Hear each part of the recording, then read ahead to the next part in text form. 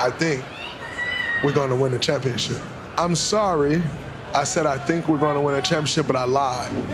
We are going to win the championship. Wow. That right there was Draymond Green saying what most people would consider crazy. How is a team who are 2 games above 500 and in the play-in of the Western Conference going to win a championship? Well, I'm not here to tell you the Golden State Warriors will win the championship, but I am here to tell you, with the addition of Jimmy Butler, alongside Steph Curry and Draymond Green himself, this is a team that you do not want to face in the playoffs. And more importantly, this is a team that has looked completely different since trading for Jimmy Butler, because we're now 5 games into the Jimmy and Steph era in Golden State, and so far the Dubs are 4-1, with their most recent victory against Sacramento being a statement win, with the Dubs comfortably beating a Kings team that have been in good form over the last 1 to 2 months of the NBA season. And what I loved about this game was you saw the difference in this new look Warriors team, specifically the difference in this Warriors team when Steph Curry goes to the bench. Because for anyone who has watched this season, the Dubs have been a mess whenever Steph has gone to the bench. But in this game against Sacramento, and ever since acquiring Jimmy Butler, the Warriors actually look like a good basketball team, even with Steph on the bench, finishing with a plus 24 in the non-Steph minutes this game. And I know it's a small sample size, but so far with Jimmy on the floor and Steph off the floor, the Dubs have a net rating of plus 13 in 45 minutes. And it's plays like this with Steph on the bench and Jimmy matched up against Malik Monk. It's just that quick move to the left and the step back jumper over the top, which is cash. Or how about turning defense to offense, which he does so well. This time recognizing Malik Monk would have to leave his feet and waiting on that pass, picking it off before running out in transition for the easy bucket. Obviously, we know how great Jimmy is as a scorer and what he can provide, but just having that extra playmaker, someone who can take the best defender on the opposition, who can get to the free throw line, make timely buckets, and also make the right reads, it makes the offense look entirely different when Steph isn't on the floor. But the beauty of this new Warriors team is they look even better when both Steph and Jimmy are on the floor together. And a play like this is a perfect encapsulation of the chemistry that these two will only continue to develop. Steph spots Jimmy flashing to the free throw line, and then immediately Jimmy knows to find Dre cutting backdoor for the layup. Or this time here, where 2 defenders go to Steph off the Jimmy screen, and once Jimmy gets it in that situation, he fakes out Dame by looking at Buddy before then finding Dre backdoor for the easy 2. I don't think I could ever be a better compliment to him and vice versa. They're not leaving him ever. Probably 2 people will never leave him. There's so much space for everyone else. I get the easy job. I'm playing one-on-one or I'm playing in so much space. It's so great playing with someone like that. That is what Jimmy Butler had to say about playing alongside Steph Curry.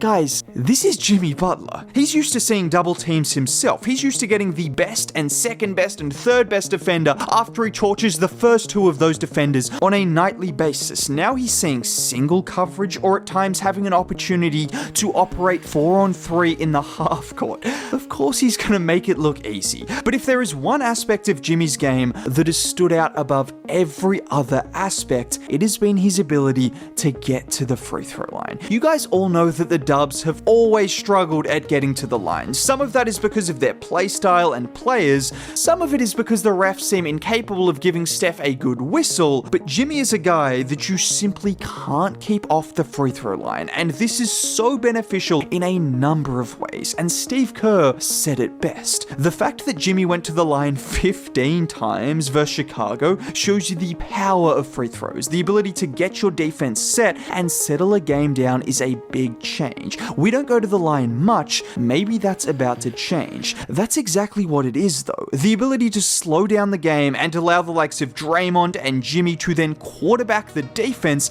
after time has stopped makes it all the more difficult to score when shots are being missed and teams are running out in transition. And you aren't just seeing the impact through wins or Jimmy's stats, but you are also seeing the weight lifted off Steph's shoulders, and as a result, he's been hooping out of his mind, averaging 29 points, 4 boards, and 5 assists per game since Jimmy joined the team. And it's amazing what can happen when you give a 36-year-old player who draws double teams every single night another player who can take pressure off him, and all of a sudden a guy who people were calling washed, well, he's not washed at all. Now, with that being said, Steph is still commanding ridiculous amounts of attention every single game, like in the recent match against Sacramento. Watch here where 2 defenders stay attached to him off the GP2 screen, and look at the ability to take that one dribble and throw a perfect pocket pass. Or here where off the Draymond pin down, both Kings defenders stay with Steph and he finds Dre cutting backdoor for the bucket. Steph Curry is still getting guarded like no one else in NBA history, but now you have a guy in Jimmy Butler